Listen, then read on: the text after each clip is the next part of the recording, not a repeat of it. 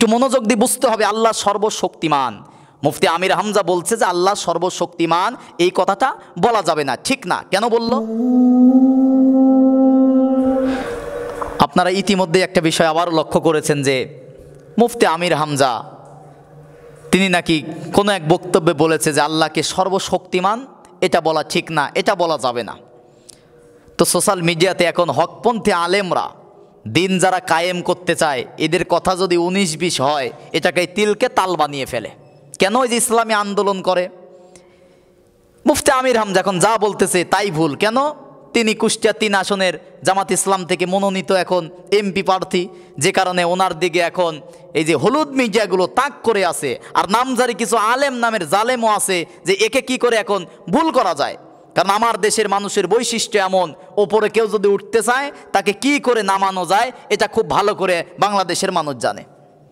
মুফতি আমির হামজা বলছে যে আল্লাহ সর্বশক্তিমান, এটা বলা যাবে না। তো যতটুকু আমি ভিডিওতে দেখলাম, অনেকে দেখাচ্ছে যে হুজুর এই দেখেন আপনাদের পছন্দের হুজুর কি করতেছে, আমাদের কাছে বলে।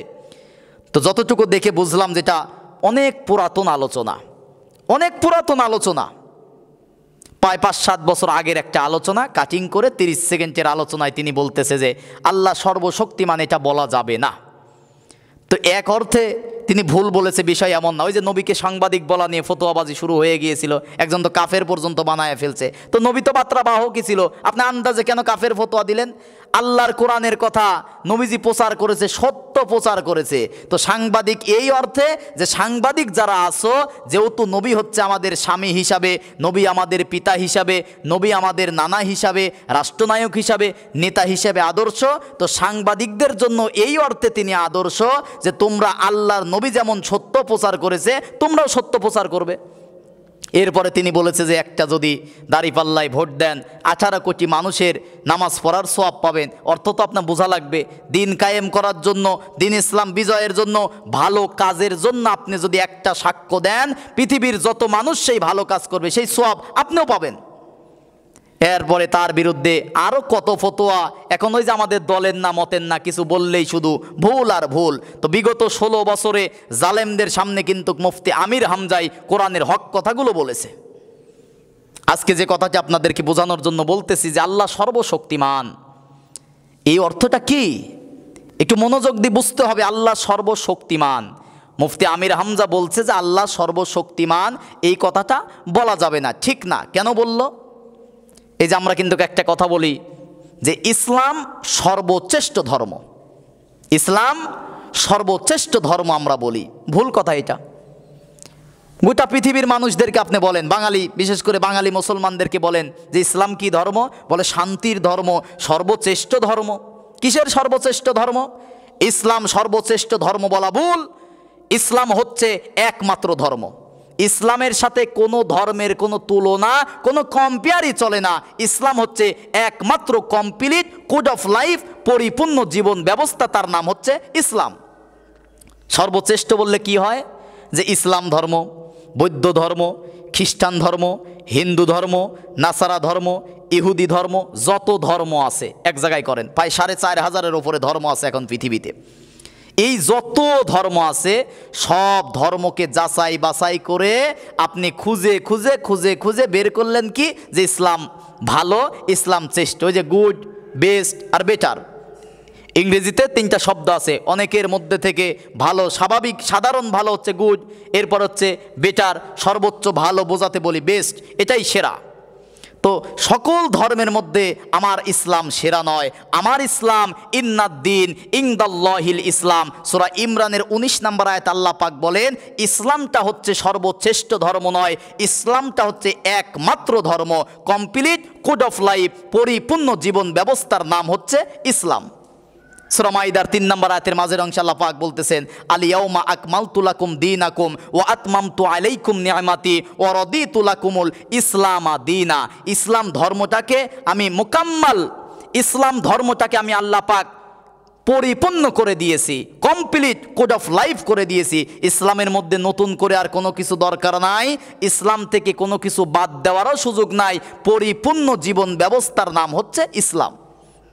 আর এই ইসলাম যারা মানবে না, ইসলাম যারা বাদ দেবে, ইসলাম ছাড়া যারা রাজনীতি করবে, ইসলাম ছাড়া যারা নামাজ আদায় করবে, ইসলাম ছাড়া যারা বিবাহ শাদী করবে, ইসলাম ছাড়া যারা ব্যাংক ব্যালেন্স, ব্যাংক বিমা পরিচালনা করবে, আল্লাহ পাক বলেন সূরা ইমরানের 85 নম্বর আয়াতের মধ্যে, ওমাই ইয়াবতাগি গায়রাল ইসলামি দীনান ফালাই ইকবালা মিন ওয়া হুয়া ফিল আখিরাতি মিনাল খাসিরিন। আল্লাহ পাক বলেন ইসলাম ছাড়া অন্য কোনো জীবন ব্যবস্থা, অন্য কোনো নিয়ম নীতি আমি আল্লাহর দরবারে কবুল হবে না। তার মানে কি বুঝলাম? যে ইসলাম শ্রেষ্ঠ ধর্ম নয়, ইসলাম হচ্ছে একমাত্র ধর্ম, তুলনা করা যাবে না। তেমনিভাবে ইসলাম সর্বশ্রেষ্ঠ নয়, একমাত্র ধর্ম। ইন্নাদ্দিন ইনদাল্লাহিল ইসলাম, একমাত্র জীবন ব্যবস্থার নাম ইসলাম। তেমনিভাবে আল্লাহ পাক সর্বক্ষমতার মালিক, কি তার সাথে কোনো তুলনাই হয় না। এখন বললে অনেকে বলবে যে গ্রামারের ব্যাপার স্যাপার থাকে। কিসের গ্রামারের ব্যাখ্যা বোঝান আপনি? কোরআন বোঝার জন্য যে ইলম দরকার, ইলমে লুগাত, ইলমে নাহু, নাসেক, মানসুক, শানে নজুল, ইলমুল মাওয়াহিদা, ইলমুল বদি, ইলমুল কিরাত, উসুলে হাদিস, উসুলে ফিক, এগুলো তো আমরাও পড়েছি।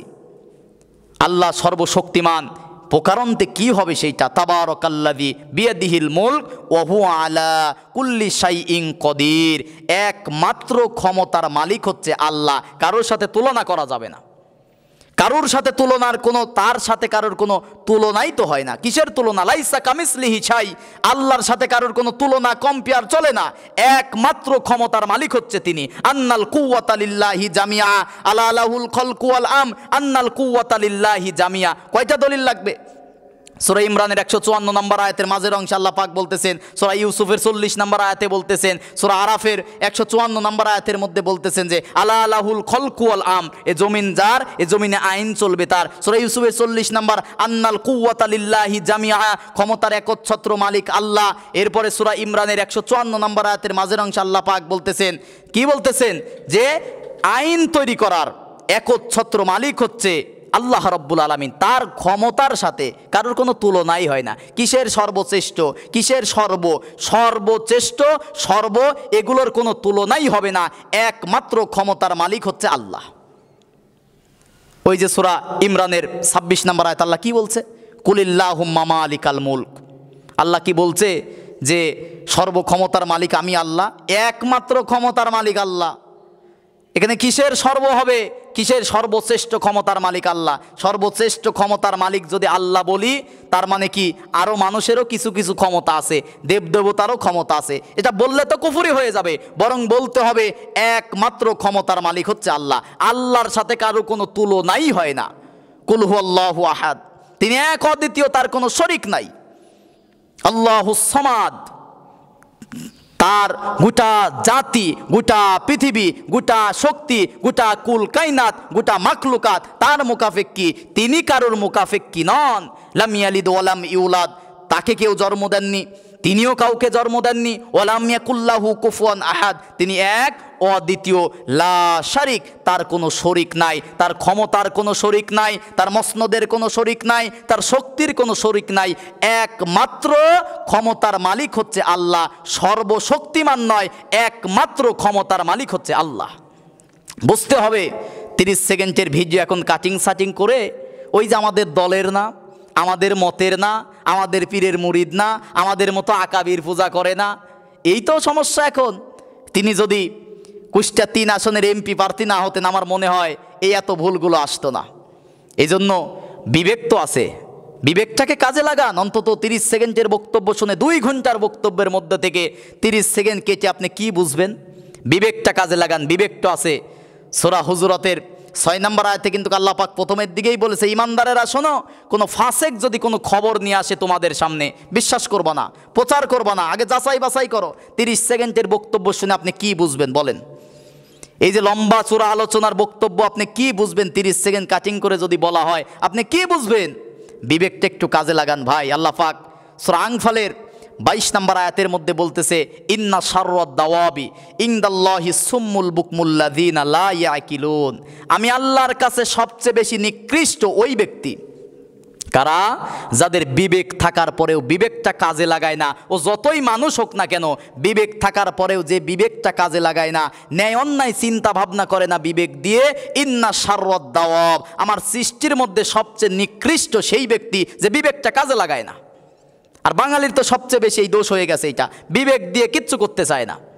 আল্লাহ পাক সূরা ইউনূসের 100 নম্বর আয়াত শেষের অংশে বলতেছে ওয়ায়াজআলুর রিজসা আলাল্লাযীনা লা ইয়াকিলুন, যখন বিবেকটা কাজে লাগাবে না ভুল বিষয়গুলো আপনার উপরে আল্লাহ চাপিয়ে দিবে। সূরা আরাফের 179 নম্বর আয়াতের মধ্যে কিন্তু 3টা ইন্দ্রিয় শক্তি দিয়ে যে ওয়ালাকাদ যারানা লি জাহান্নামা কাসীরাম মিনাল জিন্নি ওয়াল ইনস, জিন এবং ইনসানকে আমি আল্লাহ পাক জাহান্নামে দেব। আল্লাহ বলতেছে মানুষকে এবং জিন জাতিদেরকে আমি জাহান্নামে দেব। ওই মানুষগুলোকে লাহুম কুলুবুল্লাহ ইয়াফকাহুনা বিহা, যাদের কলব থাকার পরে বিবেক থাকার পরেও কাজে লাগায় নাই, যাদের চোখ থাকার পরেও দেখে নাই, যাদের কান থাকার পরেও তারা শোনে নাই, কোরআন শোনার পরে না শোনার ভান করেছে, সত্য শোনার পরেও না শোনার ভান করেছে, সত্য ইসলামী দল দেখার পরেও না দেখার ভান করেছে, বিবেকটা কাজে লাগায় নাই, চোখ দিয়ে সত্য দেখে নাই, কান দিয়ে সত্য শোনে নাই। আল্লাহ বলতেছেন উলাইকা কাল আনআম, এরা হচ্ছে চতুষ্পদ জানোয়ার, জন্তু, শুকুর কুকুর, আমার সৃষ্টির মধ্যে সবচেয়ে নিকৃষ্ট এরা। অথচ আল্লাহ পাক কিন্তু বনী ইসরায়েলের মধ্যে বলছে ওয়ালাকাদ কাররামনা বানি আদম, আদম সন্তান শ্রেষ্ঠ। কিন্তু এখানে বলতেছে যে আদম সন্তানের মধ্যে বিবেক থাকার পরে বিবেকটা কাজে লাগায় না, ও হচ্ছে সৃষ্টির সবচেয়ে বেশি নিকৃষ্ট।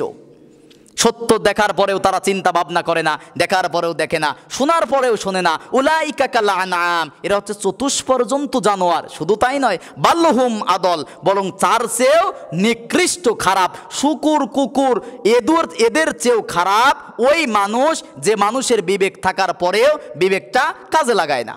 এই জন্য 2-1 মিনিটের বক্তব্য শুনে, 30 সেকেন্ডের বক্তব্য শুনে ফাসেক ফুজ্জার কি বলল, ইসলাম বিরোধিতারত এখন শুধুমাত্র এটাই মিডিয়ার মাধ্যমে, তথ্য সন্ত্রাসের মাধ্যমে ইসলামটাকে ক্ষতি করার জন্য লেগেছে। আর আমার আবেগী মুসলমানেরা, এদেশের মুসলমানের আবেগ বেশি, হুজুকে বাঙালি, এই জন্যই তো মায়ের খায় আর কপাল পরে সবচেয়ে বেশি। এই জন্য ফাসেক ফুজ্জারের খবর দেখবেন না, ওই 30 সেকেন্ডের বক্তব্য নয়। যখন আপনাকে বলা হবে এই দেখেন এই হুজুর এই বলছে, অমক হুজুর এই বলছে, তমক হুজুর এই বলল, আপনি বললেন যে এই আলোচনার যে 2 ঘন্টার আলোচনা ছিল ওইটা আমাকে শোনাও।